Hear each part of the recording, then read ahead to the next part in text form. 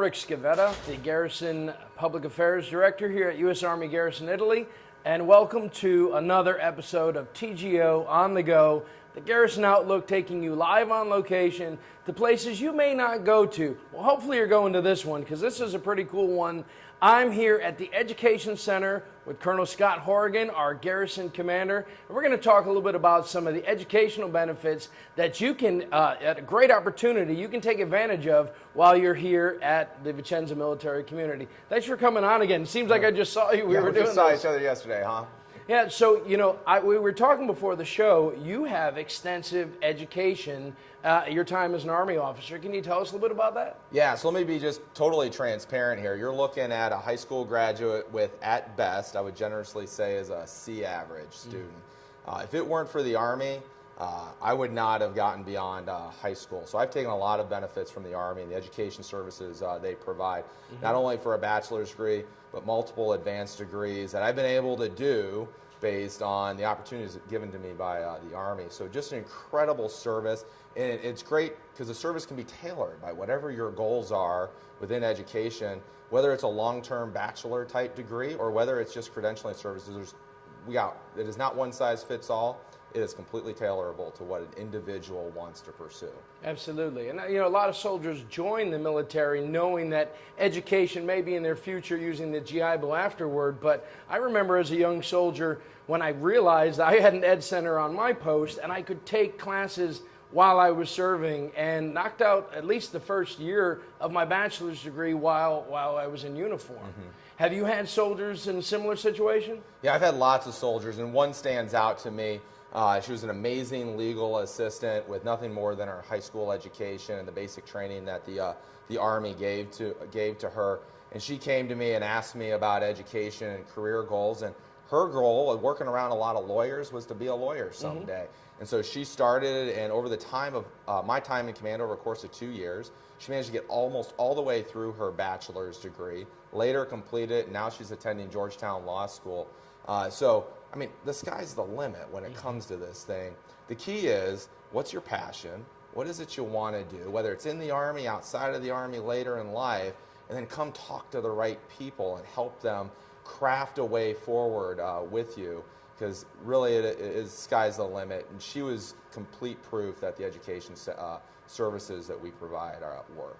You hit on something really important, though, and that's, you know, leadership being involved in this as well. I assume all the way from the squad and platoon level all the way up to command levels to encourage soldiers to take part in this. Yeah, every success story that comes out of an ed center starts with a conversation between the service member and their first line supervisor, whether it's a squad leader, a first sergeant, a platoon leader, whoever it is, somebody who welcomes you into that unit and then lays out a path for you. Hey, you've arrived here in Italy.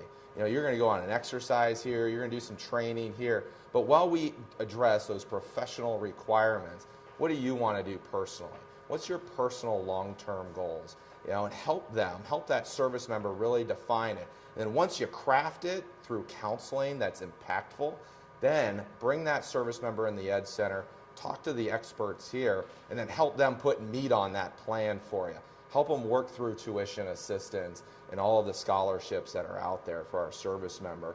Help them work so that you as a first line supervisor or as a commander know the requirements and how you can support your soldier. Because that's really what it comes down to. It's got to be that two-way conversation between the service member and the leader, right, on what it is we want to achieve over the course of a few years. But if you start that on day one of arrival here in Italy, by the time you leave 3-4 years later, there is no reason you can't walk away with all of your educational goals accomplished. So great opportunities here.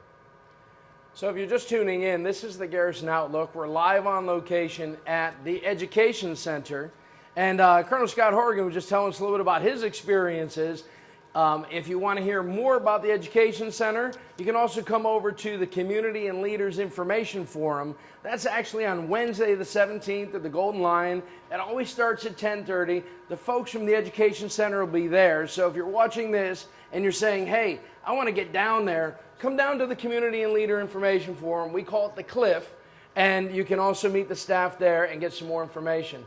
So now I'm joined actually by Carol from the Education Center. Carol, Hello, good Rick. to see you. Good to see you. So we're standing in front of this board, and you know, of course, with the Army, there's always a lot of good acronyms. Tell us about this one that's BSEP. Hi, this is a very important acronym for our soldiers. This is our basic skill education program. This is a program that helps soldiers retain in the Army, help retain soldiers in the Army. It works with your GT score, help you to improve that.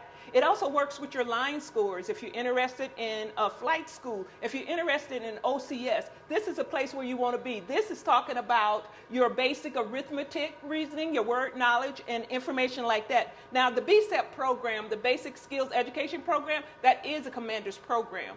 And we would love to get our commanders behind this program and get more soldiers in. This is a great tool for retention. This is a great tool for soldiers even after they're done with the military. So that basic skill education program is very important to you guys.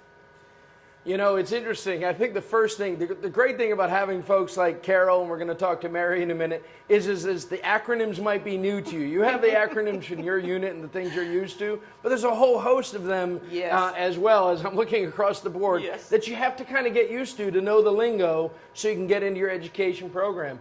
And, you know, one of the things I remember when I was a young soldier is having a counselor tell me there's probably some things that you can test and it actually counts as credit. Tell us a little bit about testing. Well, Rick, what we talk about in testing, we talk about our AFCT, which is our Armed Forces Classification Test. Now, that is the one when I was talking to you about your GT score improvement, your line score improvements. That's what soldiers would take. When soldiers first came into the military, they took the ASVAB, which is the Armed Services Vocational Aptitude Battery Test. But once a soldier is in the Army, what they take is the AFCT, our actual Armed Forces Classification Test. Like I said, it helps you and it works in conjunction with the BSEP. So what it does is your line scores. Let's say that you want to go to flight school. You need to get that 110. And right now the Army is looking at soldiers maintaining or getting a 110 GT score.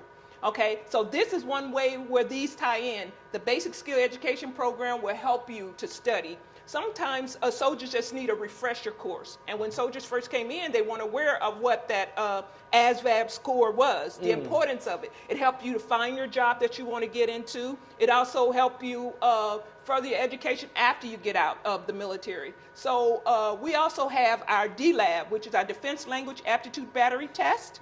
We also have our DLAB. A lot of soldiers come in wanting to take the DLAB test. The DLAB is our Defense Language Aptitude Battery Test. And what it does, it tests the soldier to see if they're able to learn a new language, if they become language qualified. Now, once they're language qualified, what they would do annually is take the DLPT, which is Defense Language Proficiency Test. Now, what that does is it tests you on a foreign language to see how you qualify in that language. Okay? See your, if you come out, if you are 3, a 1 through 3, which is very important because at that point, what it does is help you pay with your pay. It helps you increase your pay. It also helps you with promotion points, both of those tests. And another test that we do here is we do the SIF test, which is a selection instrument